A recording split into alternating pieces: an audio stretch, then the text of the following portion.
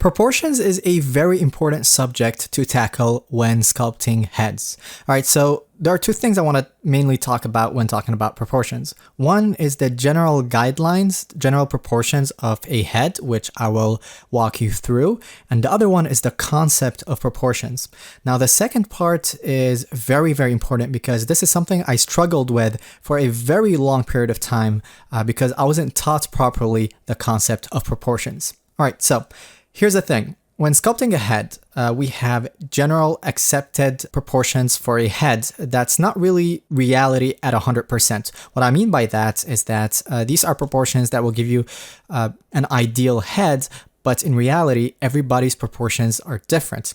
We shouldn't be too stiff about these proportions. So all the proportions I'm going to show you are approximative, and you shouldn't really sculpt all heads exactly in the same proportions that I'm going to teach, but instead use these proportions as a general guideline, as a way to help you when you feel like the head you're sculpting looks really off and all of that. So it's very important to learn for sure, but you need to be loose with proportions, especially in the early stages of sculpting, and also when you are sculpting from reference. Don't have one specific proportion in mind. You have to observe the reference and actually try to see what kind of proportions that reference has. All right, so that's one part that we will get into. The other very important part I need you to understand again is the concept of proportions, and I will basically explain that right now. So if I take this head over here and I scale it down, the proportions of the head itself did not change. I scaled everything, so everything in relationship with everything else is still the same. So the eye is still the same scale compared to the head itself over here. But compared to these two heads, when they're looked at together, the proportions change. So this head is now smaller than this head, right? So hopefully that makes sense, but I'll get more into it. All right, so let's just focus on one head. Let's take the female head, for example. I'm going to hide the male head over here. So for the female head, again, if I just scale her down, I'm not really changing the proportions. There's nothing else to compare it with. But if I scale only the eye area like that, for example, let me just actually take this over here and take the nose as an example. So if I make the nose wider, then now I'm changing the proportions of the face. If I push this downwards, I'm changing it again, right? So there's a big difference between these two things. And it might seem obvious and simple, but what would happen to me quite often, especially when I was a beginner, and even as an intermediate sculptor, I had this issue, is where something would feel off, I change it, and then something else would feel off, and then I'll change that, and I keep on doing that, and then the head doesn't look anything like I initially wanted it to look like. So for example, maybe you'd feel like, all right, so this lower part here is too long, maybe the mouth is too long, or the chin is too long. You'd make it shorter, but what you're doing when you're doing this is that you're changing everything of the face. By making this part smaller, then the eye will appear bigger. And a perfect example here is these two heads. Now, these eyes are not 100% the same size, but they're very similar. But with the female character, it appears bigger. Why is that? Well, because for a female character, for a female head, generally the skull is smaller. So what happens is by having an eye that has a similar size to a male character, but with a smaller head, a smaller skull, then the eyes will appear bigger. So hopefully that makes sense. So understanding that concept is very important. This is something that you will struggle with as a beginner and even as an intermediate sculptor, but having that consciously in your mind when you're sculpting is very, very important, and you'll end up learning how to deal with the concept of proportion. All right, so now that that is done, let's get into the general proportions of a head. All right, so for the proportions, I have something really cool prepared for you. So I have a bunch of collections and notes so that you can easily understand and retain the information. All right, so I'm going to hide the female head, and then I'll hide this head over here and show this one where the hair is separate. And here I will go to this collection, so head proportions and tips front. I'll show that, and if I go down, I can show the first one, which is the eye line. So to find the eye line, it's pretty easy. It's in the middle of the head. It doesn't seem like it right here because we are in perspective mode. So just if I switch to orthographic view over here, we can see that in the middle of the head is the eye line. So I'm going to click on this and hide it so that you can properly see that this actually represents the length of the head, and this here is right the middle. Okay, so if I go to the next one, this is chin, nose, brows, hairline, and ears. All right, so for this one, if we take the head over here, if we take the distance from the bottom of the chin to the bottom of the nose, we can double that and we'll get the brows, and then we can add another one, we'll get the hairline, and then a bit more for the top of the head. All right, so how do you find the hairline? Personally, I found that if you take the length of the head and you divide it by 4 times, and then you take this top part and divide it by 2, you'll find that the hairline is approximately around over here. Again, every person is different. Some people have their hairline above this area and some below the area. So yeah, again, just take this as general guidelines. Okay. So, as you can see, when it comes to proportions, we use things like halves, thirds, 1/4 to find different parts of the face. This makes it easier to remember. Okay, so if you want to find the bottom of the mouth, the bottom of the lips over here, you can take the first third over here and divide it by 2, as you can see, and you'll find the approximate location of the bottom of the lips. Again, I'm going to repeat it just so that you don't forget. Each person is different. Some people have bigger lips, smaller lips, and that will change the exact position. All right, so if you want to find the middle of the mouth, by the way, you can basically cut this into thirds. So if I go to edit mode, just to show you, and if I use Control R over here, I can increase the cuts to 2. I'll click over here, and now I basically separated this into thirds. And if we take this first part, and I'm just going to move it to the left so that you can see, this is around where the middle of the mouth is. So next we have the placement of the ears. So we can see over here, number 2 and number 2, that the bottom of the ears line up with the bottom of the nose. Now, if you take a look at number 3, the top of the ears, and by the top, again, just pay attention, I'm not talking about this area, but this area. So this part over here usually lines up with the eye line. All right, so in this case, you can see that it's not really the case. Here is where it lines up, but the eye line is over here. So you can definitely move it downwards if you want to. Again, every head is different. These are just general guidelines, as you can see. But yeah, generally speaking, it would be around this area. This is where it starts, and then it goes above over here. And here it will line up around where the eyebrows are. All right, okay, perfect. So let me just remove these annotations over here. All right, so let's take a look at the width of the eye and see how we can use that for the proportions. So if we take a look at number 1 over here, this is the width of the eye from one corner to the other. Now, if we take a look at number 2, here this distance is basically the width of one eye. So you can see distance between the eyes equals to width of one eye. Also, the width of the head in the middle over here equals to around 5 eyes. So we can see that we have 1 eye over here, 2 eyes, 3 eyes, 4, and 5. Again, this is just approximative. It's not really the case with every person, obviously, but you can use it as a general guideline. All right, let me just remove the annotations over here and move on to the next part, which is the nose width and the mouth width. Okay, let's take a look at number 1 first. Here we can see that the edge of the nose, so the wing of the nose over here, lines up around the edge of the eyes. This is what we call the caruncle or the tear duct. And for number 2, we have the corner of the mouth, which lines up to around the corner of the iris. Now, if you go online and you try to look up proportions, this might be a bit different from what you're seeing over here. Generally speaking, I think it's considered the corner of the mouth is considered to be around where the middle of the iris is.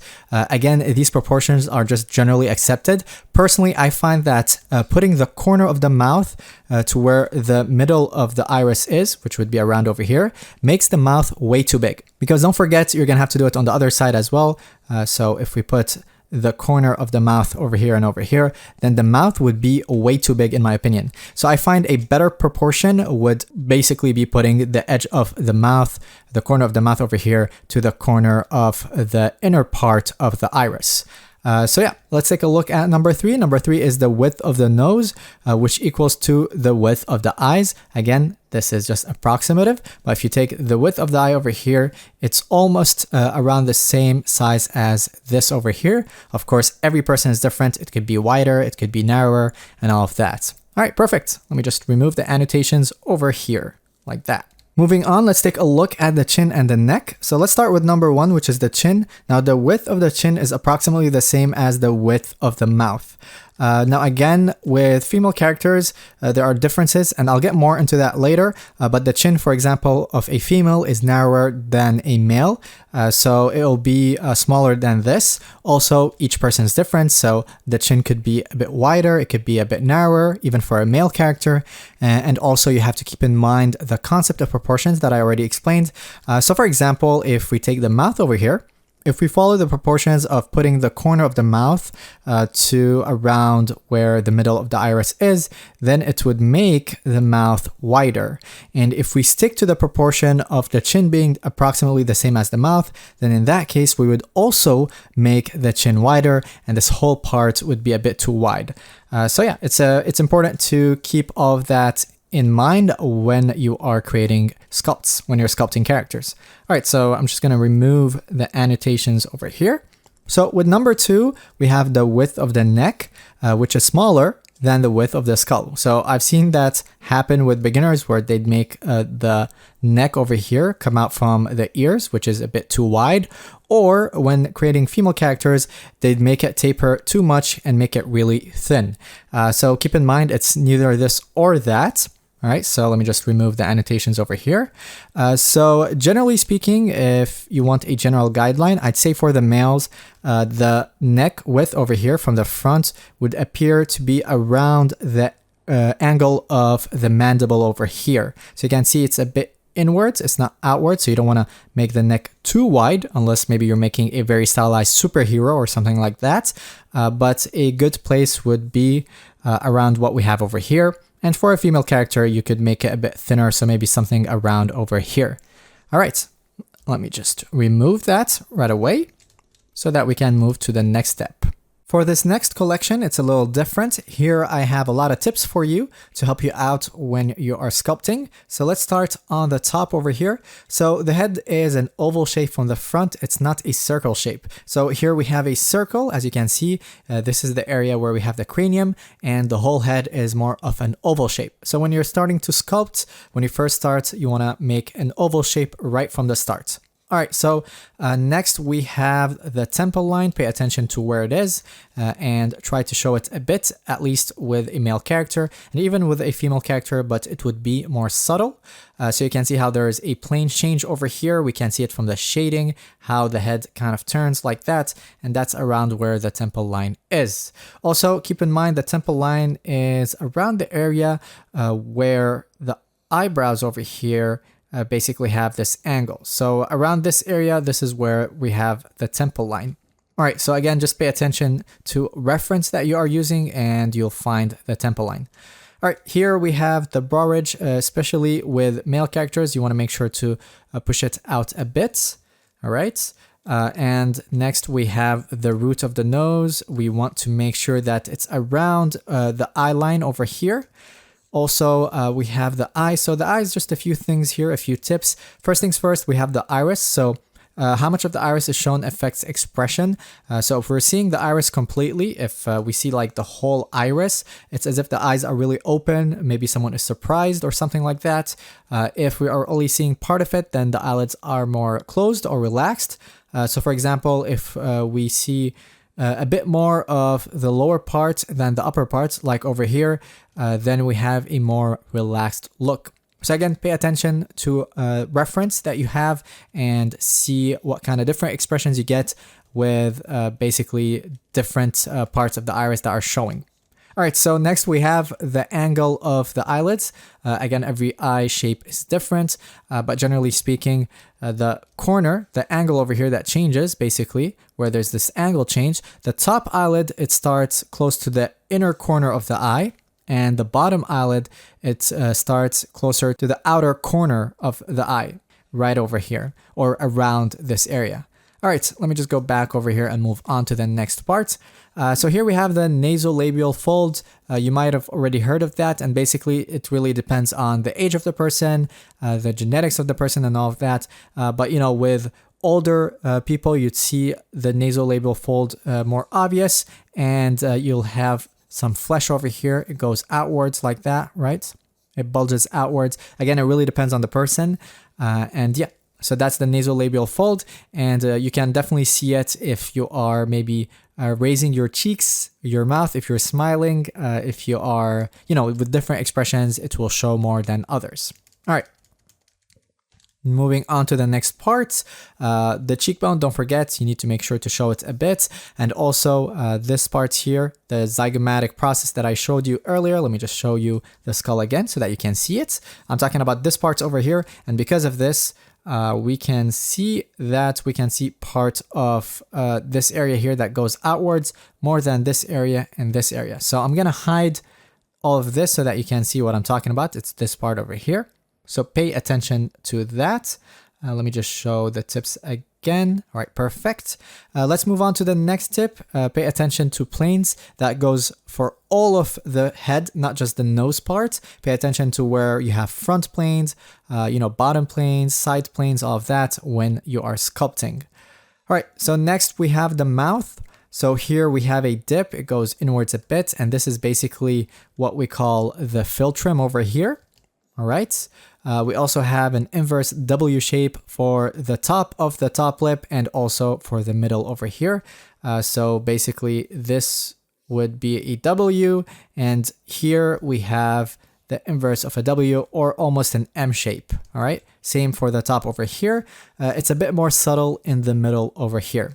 And for the bottom lip, the angle change is further away from the top lip over here, as you can see. So here we have the angle over here, and for the bottom lip, it's more over here, and it's definitely more subtle, or at least in most cases. All right, next we have this part over here. So I think I already mentioned this, but basically, if I show the face muscles, we can see this is an area where there are a lot of muscles. So you can definitely bulge this area out a bit. Let me just hide everything over here so that you can see it on this sculpt. So you can see how this area bulges out a bit. We can see it more from this area over here. You can see, there you go, this one. So yeah, definitely make sure to bulge it out a bit when sculpting this part of the character, of the head. All right, so let me go back over here. So next we have the jaw muscle, the masseter. So again, the muscles, they don't affect the face as much as the skull, for example, especially in a neutral expression like this. But there are some muscles definitely worth paying attention to, like the masseter over here. So if I go to the face muscles, it is basically this muscle over here. Just pay attention to the shape. And when you're sculpting, you can kind of indicate the shape over here. All right, let me just hide the muscles over here and go back to the tips. So here, this is basically just me telling you, don't forget to simplify shapes first before you add details. For example, the ear might seem complicated, but you can definitely simplify the shapes first and slowly add details as you sculpt. And then we have the sternocleidomastoid muscle over here. This is the one that connects to the mastoid process of the skull over here, as we can see, and it goes down to the sternum and clavicle. And then we have the Adam's apple. This is basically more prominent, or actually female heads usually don't have it. We don't really see it over here because this part is not that prominent with female heads. That doesn't mean that they don't always have it. It could, they could have an Adam's apple. It's possible, but generally speaking, this part is more prominent in male characters. And when it's prominent, this is basically what we call an Adam's apple. All right. Perfect. Okay. Cool.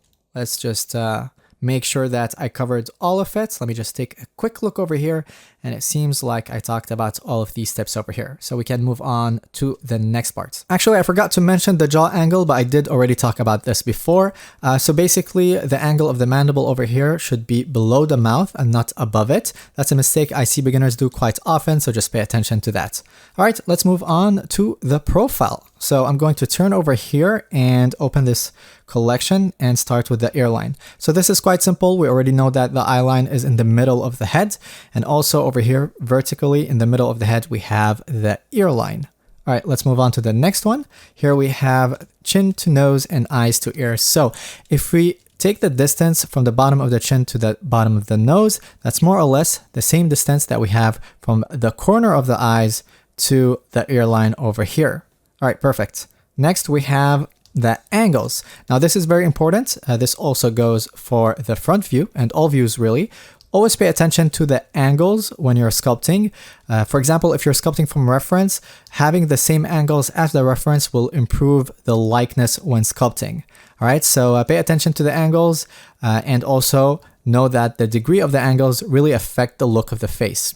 So for example, if we go to the front view over here, if we take a look at the angle over here, we have this angle like that. Now, if I change the angle and make it sharper or even a lot sharper, something like that, we're going to really change the form of the face. So whether you want to create different styles or you want to sculpt something and get the likeness right, so from reference, you want to pay attention to all angles from the front view and also from the side view over here. Also, you'll notice there's some harmony to the angles. It goes like forward, backward, forward, backward, forward, backward. So it's quite easy to remember. We just need to pay attention to the degree of the angle when we're sculpting. All right, so I'm going to delete the annotations over here so that we can move to the next one. So next we have mouth corner and neck muscle. I think I just mistyped that. I'm just going to remove all of that and just keep mouth over here and remove profile angles. All right, so here basically we have one over here, which is the corner of the mouth and the wing of the nose are closely lined up with the eyes, as you can see over here. So very often I see people putting basically the wing of the nose over here a bit too forward, making the nose too big. Basically, if you look at it over here, you can see that the wing of the nose is actually backwards and very close to the line of the eyes. Also, the mouth, the corner of the mouth should be close to the line of the eyes. And this is basically because it's kind of round, as you can see over here, if I draw a line. And that is because the mouth goes around the teeth and around the form of the skull as well. All right, so obviously the nose is the same. So if you take a look at the bottom view, you can see how the wing of the nose goes backward over here. So make sure that it's not flat when you're sculpting. All right, so I'm gonna go ahead and remove the annotations over here. And let me just name this. So mouth and wing. Actually, and nose, just and nose. That's more than fine. All right, so we can now move on to the next step. So if we go to the next collection, we're gonna find a bunch of tips.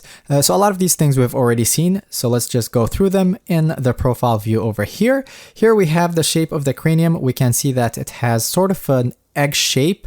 So it's not circular, it's more oval from the side like that. So if I turn on the skull, we can see what it looks like underneath. All right, and then we have the temple line. Again, we can turn on the skull just to see. So it's this part over here. And we have the root of the nose, so around the eye line over here, as you can see. It can be lower, so it really depends on the person. We also have the bump from the nasal bone, which is this over here. We have the nasolabial fold, which can be more prominent depending on a lot of factors like the age, the genetics, and all of that. We also have the flesh over here. So I've already talked about all of this. So this is where we have a lot of muscles joining over here. We also have the chin, which protrudes outwards like that. Pay attention to that when you're sculpting. We have the Adam's apple, the jaw muscle, so the masseter. So basically what we have over here, this muscle. And let's see, we have the cheekbone, the zygomatic bone, the zygomatic process. Again, we've already seen all of these before.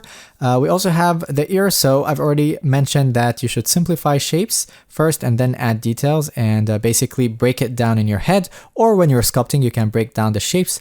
So you can see, for example, with the ear, you can break it down to a C shape or something like a C shape. And for this part over here, something like a Y shape. So it's just a little tip on how to sculpt complex shapes, basically. And then, of course, we also have the sternocleidomastoid muscle, which connects to the mastoid process over here. So as you can see, nothing new. We've already seen all of that earlier. All right, perfect. Proportions is a very important subject to tackle when sculpting heads. All right, so there are two things I want to mainly talk about when talking about proportions. One is the general guidelines, general proportions of a head, which I will walk you through. And the other one is the concept of proportions. Now, the second part is very, very important because this is something I struggled with for a very long period of time because I wasn't taught properly the concept of proportions. All right, so here's the thing. When sculpting a head, we have general accepted proportions for a head that's not really reality at 100%. What I mean by that is that these are proportions that will give you an ideal head, but in reality, everybody's proportions are different. We shouldn't be too stiff about these proportions. So all the proportions I'm going to show you are approximative, and you shouldn't really sculpt all heads exactly in the same proportions that I'm going to teach, but instead use these proportions as a general guideline, as a way to help you when you feel like the head you're sculpting looks really off and all of that. So it's very important to learn for sure, but you need to be loose with proportions, especially in the early stages of sculpting, and also when you are sculpting from reference. Don't have one specific proportion in mind. You have to observe the reference and actually try to see what kind of proportions